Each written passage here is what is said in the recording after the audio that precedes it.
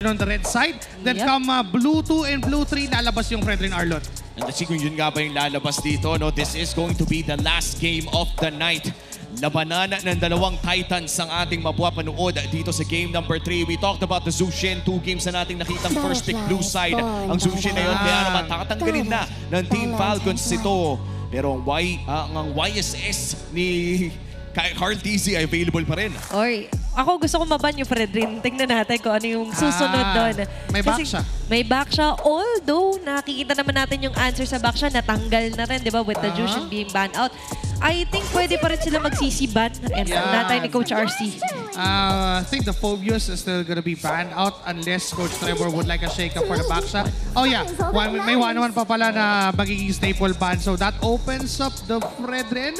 Pero kung against sa Baksha na wala namang Zushin, I might just get the Baksha here. First pick Hari, tayo pwede rin. Actually. Kanina nakita natin yun, no? And hindi na tayo magugulat kung may kumopya ng ganong klaseng galaw. But for TLPH, ang daming bukas. The Sanford Arlot, the Sanford Lapu-Lapu, pwede rin itong makuha mamaya-maya. Pero in terms of first pick, feeling ko Jason Shin na yung pinaka-safe dito eh. Parang isa nga yung Jason Shin sa maaari mong i-prioritize na. Tapos it's up to Team Falcons kung kukunin pa nila yung Fredrin na nakalitaw dito sa draft. Although may Phobius pa naman, may Arlot, may Lapu. And the Jason Shin goes in for Team Liquid Philippines, giving the Fredrin to Team Falcons. Plus, I think a Fredrin plus Esmeralda. Esmeralda is also good.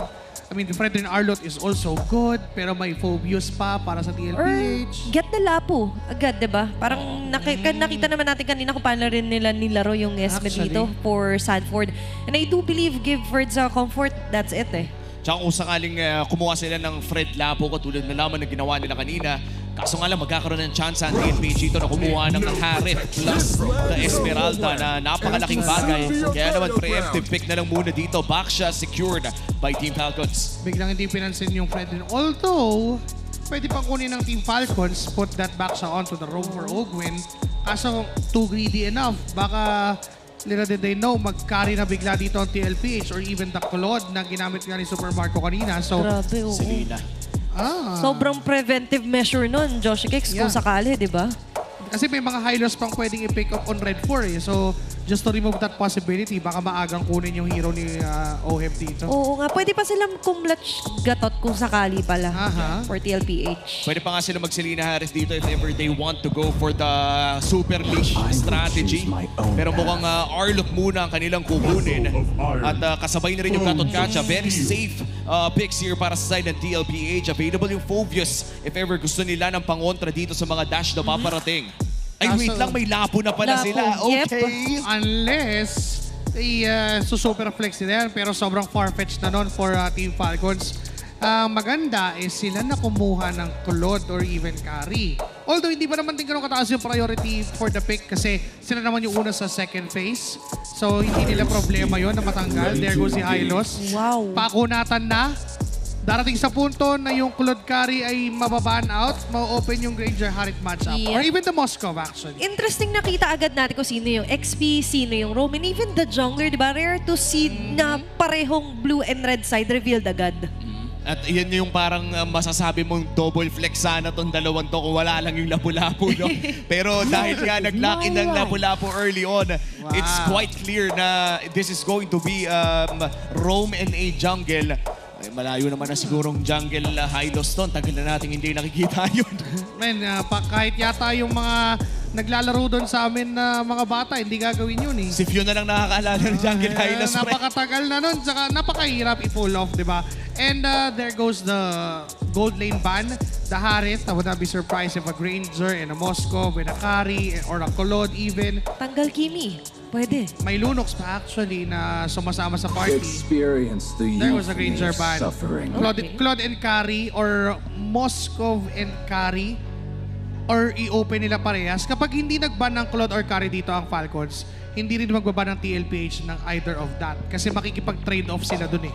That's true. And kung sakaling magkaubusan ng mga gold laner dito, bigla tayong papagsak sa mga optional na Beatrix at Bruno Yep. Yun yung masasabi nating second option marksman natin. Kasi kadalasan, no, nakikita natin, it's either 1-1 Harriet, Granger, tapos bababa ka ng slight, nandyan sila Harry Claude. Bababa ka ng isa pa, nandyan na sila Bruno, tsaka sila Beatrix.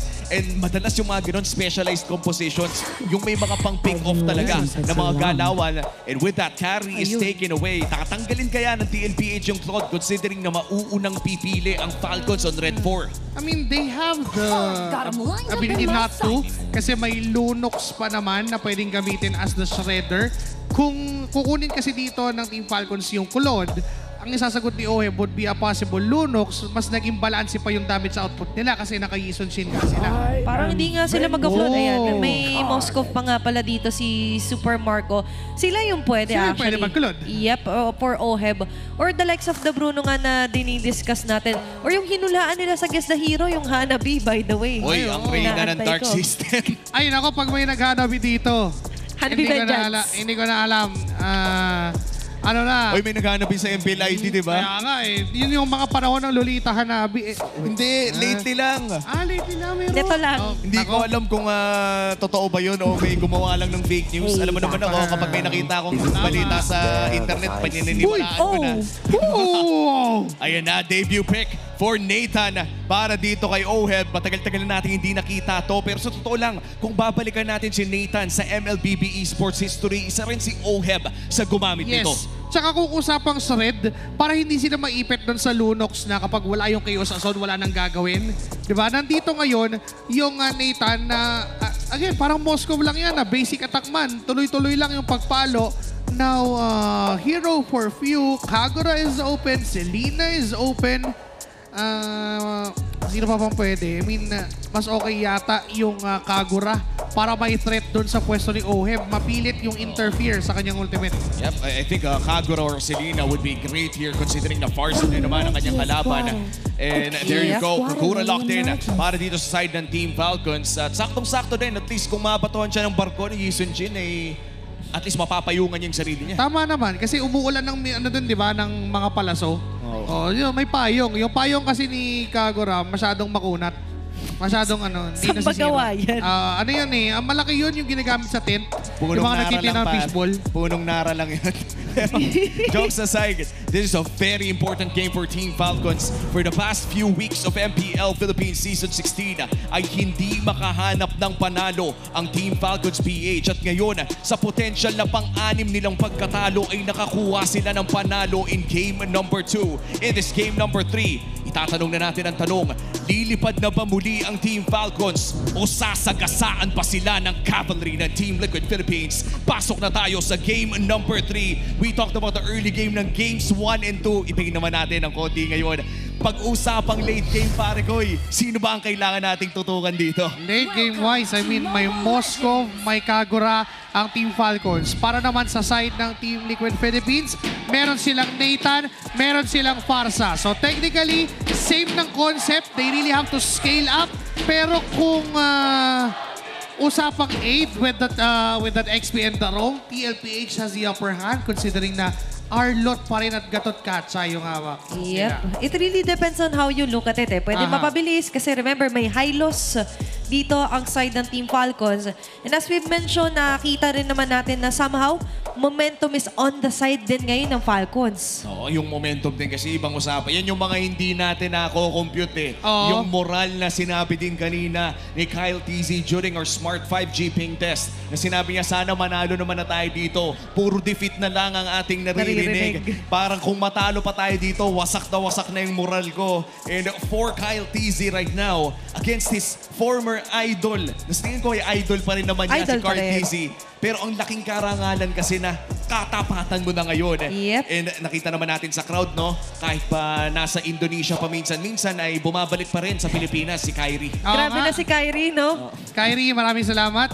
It is an honor na makasama ka dito muli. Dami kong natututunan dyan kay Kyrie, lalo yung sa Joy Delay ulti. Oo. Oo, kakapanood ko na nakaraan, bagong release eh. Naka-all black na rin pala talaga ng buhok si Kyrie. No? Wala Alam mo namang naman, highlights. minsan talaga Oh, mapaglaro eto. ang Ayan! Renmar, Burrito, at sino tong masarap na to? Joshi Cakes. Ano yan? I can neither confirm or deny. Ang magpapainit ng inyong gabi. Pero painitin natin lalo ang gabi natin sa pagbabalik natin sa ating laban. And this is it. Game number 3, wala nang itatagal pa. Pero mukhang mapapalipad si Sanji ng napakabilis. We are still at minute number 1 here. At kadalasan naman ay bardagulan sa mid-lane ng ating Nako. manonood. Kasabi nyo lang, Bartagulan. Andito na. Wow. Ang Bagkaltok din, forcing out the flicker this early onto Sanji. Tapos, pwede pa sumunod. Kyle! Andito na kasi inabutan ng Ibon. Sayang, beating the red light na sana para kay Kyle TC. Pero mukhang beating the JP pala ang hinahanap nila. Sabay swerve dun, no? Paliko. In 14 Falcons, that's numerous violation. Pero yun naman yung right nila para sa laban ito. I can say that's moral na nakita nyo. Yung definition ng moral ay nakita natin for the first minute. Napaka-aggressive ng Team Falcons. Ito yung na-miss natin sa kanila every single time na nakikita na silang maglaro. And with that force flicker, para kay Sanji, limited yung pwede nang gawin in 80 seconds. Kayang magmalalim ngayon ng Team Falcons kasi hindi pwedeng mawala sa paningin nila itong si Sanji dahil wala nang flicker to. At saktong-sakto, lalabas na rin ang unang pagong maya-maya lamang. At I think it will take around 15 or 20 seconds bago bumalik ang flicker dito ni Sanji. Yes. And this will be very important considering na si Ferds ay isang lapu-lapu na talagang kumakain ng mages na walang flicker. Diba, dire-diretso lang nga, pwede nyo pasukin sa loob. Kapag nagamit pa yung wings by wings, enough info yon para sa TL sa Falcons rather na okay, lumipad na. Wala nang paraan para matakasan kanyan. At sakto, magandang intel yun kung sakali. Kaya ngayon, bandang taas na naman, it's going to be Sanford yet again. Ang difference kay nandyan agad si JP. This is why I've mentioned talaga important din yung adjustment in terms of the game and playstyle dito nila Daddy Wow! JP. Pero final slash onto 2 members. What a delay and what a No way. pick up dito. Pero sumama na rin si JP activating the Revitalize. What a dodge there. Susunod pa rin ang Wild One. Aabot dito si Sanji with a Feathered Earth Strike. Back away muna ang Falcons. Pero teka lang si Few nag-aanap ng angulo. Ay, wow! Super Marco from downtown! At mukhang rekta na rin tayo ng Turtle. Literal men, tumira ng tres at sa pool si Sanford noon sa process and it's now Falcons getting the lead plus the turtle na hawak pa nila. Ibang klase ang nagiging way ng Falcons para kunin ang lead this early. Nakita naman natin so far, akala ko hindi nila susundan pero Super Marco has greater ideas and mapabuti pa sa kanila yon. First blood, first turtle. Oo, tapos na sa gold laner pa napunta. At sobrang malabong mangyari yun dahil kadalasan absent ang mga gold laner sa first turtle fight. Pero alam mo naman, when you're playing this small scope, meron ka talagang tinatawag na global presence. Tama. Depende na lang kung tumatama yung SOD mo. Umattendance lang kahit wala siya sa classroom. Tapos siya pa yung may perfect na grade. Sakto, Nag-chat uno. sa kaklase, men, pasulit na lang sa 1-4. Ay! At masusulatan na naman nila dito si Sanji. And Super Marco yet again, kasama dun sa fight line. Although technically wala yung assist, pero nandun yung presence. RTC, dedepensa muna. Mountain Shocker na gamit na rin. Mukhang kontrolado ng Team Falcons ang early game pacing dito pero naiwanan si Oheb na nagfa-farm doon sa baba. Meanwhile, hindi pa naman ganun kalaki ang lead dito ng Team Falcons. Dahil dun sa nakuhang energy plates ni Oheb doon sa bottom lane, kahit pa paano ay napaliit nila yung lead ng Team Falcons onto just 500. Sa ganyang klase na energy shields na natira at around 180 something yung meron siya. And yun yung kalamangan na meron siya. That's technically 120 to 30. And because of this entropy, he might get this turret pushed down. Okay, sige. Nag-play safe na lang din nung nakita niya na dalawa yung sumusugod sa kanya. But then again, this is still a Nathan. He could continue doing that na kumuha ng Torre dahil alam niyang medyo lugi sila sa team fight. Yun din kasi ang kalakasan ng Nathan. Kung maalala mo yung time na yung maikling oras na nakapasok si Nathan sa ating meta in the competitive global stage, ginagamit talaga ito. Kasabayan pa nga ata ng isang Mathilda kung saan ginagamit nila yung entropy para mag-push ng Torre, auto-exit with a guiding wind, tapos recta objective na ulit. And speaking of objective, recta na sa second turtle. Okay, express sa mga nangyayari. Naglatag na ng Girls Pathway dito si Owen. There's going to be a chase down. Entropy activated dito para kay Oheb. Kaso nga na si Kyle TC ay makakakuha doon ng magandang vantage for kay Kyle TC.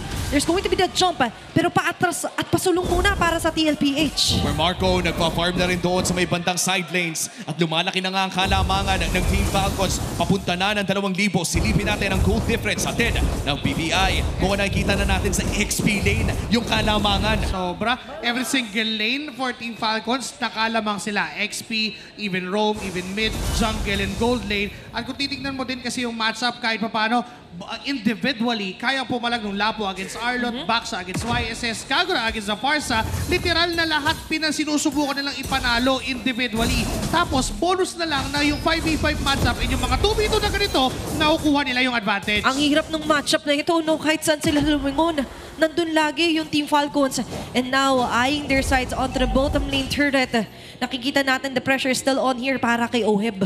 Isang minuto pa naman bago lumabas ang final turtle ng larong ito. And so far for Team Falcon, sama-sama na agad sila. Wala ka na makikitang mag-isa bukod kay Super Marco na may pwede ring sumali anytime via the Spear of Destruction. Saktong pagpa-farm lang muna. Nag-aantay ng perfect opportunity ang TLPH na maghanap ng laban. Okay, JP, could still back away pero si Caltisi talagang isa sa pinaka-initiator. Sakit ng ulo para dito sa TLPH. Pero sabi ko sa inyo, hindi talaga na explain na siyensya ng aking pag-iisip yung gantong momentum na nakuha ng Team Falcons. Ibang klase yung nagagawa ng, kumbaga kung merong preparadong sakmaestro, mayroon din tayong Team Falcons na may moral. Oo.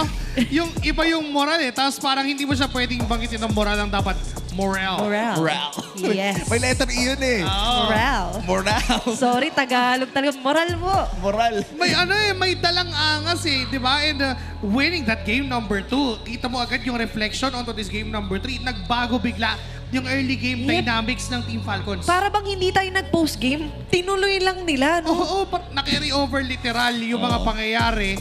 And huge shoutout sa mga fans dyan. We're on a full house. Ang Falcons Nest at ang Cavalry ay tuloy-tuloy ang suporta. At ang saya makita na even for a struggling Team Falcons ay nandiyan pa rin ang Falcons Nest na sumusuporta sa kanila. And this is the best part about our MPL communities. Win or lose ay nandiyan pa rin ang pagsuporta. Pero ito naman pala, all-time heroes. Yun din yung kinikwento ko sa inyo kanina yung super push lang na Nathan. Si Oheb din gumagawa nun eh. Maalaala mo kaya? Kaya pala nung pagkapik ng Nathan, yung itsura ni Oheb, parang pag-gising niya si Carl TC agad yung namulatan niya. Ngiting-ngiti Magkatabi yata kasi sila eh. Ayun, di ba? Parang nakita mo agad na-miss ko to, coach. Pwede Parang I think during M series pa ata ito eh. That was what? M3 was almost 4 years ago. Papunta na tayo sa M7 sa ating kalendaryo ngayon ng MLBB Esports. Kung naalala nyo pa, sigurado may memories ang ating MPL community nung M3, unang beses nanalo ang Pilipinas ng M-Series. Actually, hindi. Pangalawang back-to-back. That was from M2 to M3. Kaya naman hype na hype talaga ang mga tao. At hype na hype na rin si Ferds dito. Oh, nako. Mahuhuli pa nila dito. Even committing the final slash. Last bits of Edward Airside kaya aabot din. Kala ko makakasurvive pa si Ferds doon, pero good punish coming in from TLPH somehow. And nalilimit yung hanggang 1.7k gold lead lang ang hawak ng Team Falcons. But if they won't do something extra, if they won't give Oheb a game of his life na samahan siya doon na mag-rotate ng TLPH, might as well, tuloy-tuloy pa rin na makuha ng Team Falcons yung mga objectives, and not just that, even yung kills. Medyo unti-unti na rin nawawasak ang mga tore. Pero Super Marco in a 2v1 scenario. Wow, game against OD, pero hindi kaya maniobrahin yung pagdadalawa sa kanya dito na TLPH. Habang sa may bandang pago naman, Cal TD will still be able to secure that big objective. Pero balikan natin yung 2-on-1 na yun. Pero susunod pa pala, wag yung balikan. Dito tayo tumutok lahat, committing onto side for the final slash. Kaso mukhang hindi na niya kayang takasan pa ang Falcons. Yung 2v1 sa top, we almost thought it was a win na for Super Marco. Akala natin magagalawan pa niya. But then because of TLPH, this is still Carl TZ. Wait, hold that thought. Carl TZ daw, dire-diretso pa rin. Grabe yung pagpasok dito ng Team Falcons. Hinahanap talaga nila yung katawan dito ni Carl TZ. Pero si Obi tumutubo na rin. Okay, nalatag pa rin dito yung first one. May aabutan pa si Sergi. Wala yan yung overturn combo dito para sa Team Falcons. Chase down para kala JP Cartesi. Pakakawala na ba yung pana? Kanino ba ang kanya magiging target? Pero diretso lang atras sa Team Falcons. At lumiit ang kalamangan ng Team Falcons. Kahit pa sabihin natin na kanina ay pumapatak na sana ng 2,000 ay parang bumabalik near that 1K mark. And looking at the damage dealt. Napakalaki na rin pala ng damage na binabato dito ni Sanji. At habang tumatagal itong laro na to, ay nagbabadya din yung late game scaling ng isang Nathan. Lalo na hindi pa siya nahahawakan dito for TLPH. Masyado pang malaya si Oheb. And ang nagiging cons naman nun is that kinukulang sila doon sa damage na pang finish off sa Team Falcons. Yes, mataas yung damage death na nanggagaling dito kay Sanji. Pero kulang pa din as of the moment. This is still a Lapu-Lapu, this is still a Baksa, and a Hylos. Kapag nag-ultimate yung Hylos, may revitalize pa kasama, pwede mabuhay si Owen. Now, KTZ goes in. At na-realize din nila yan, kaya nga tinawag na rin dito for extra assistance si Oheb. Ngayon, nandun yung badya pa rin na jump in for Team Falcons. But still, maganda yung formation for TLPH, preventing anyone na sobrang malayo for to be safe para sa kanila. At now, 10 segundo na lang ang inaabangan natin para sa pinakaunang Lord ng larong ito. Team Falcons pa rin naman ang may hawak ng lead.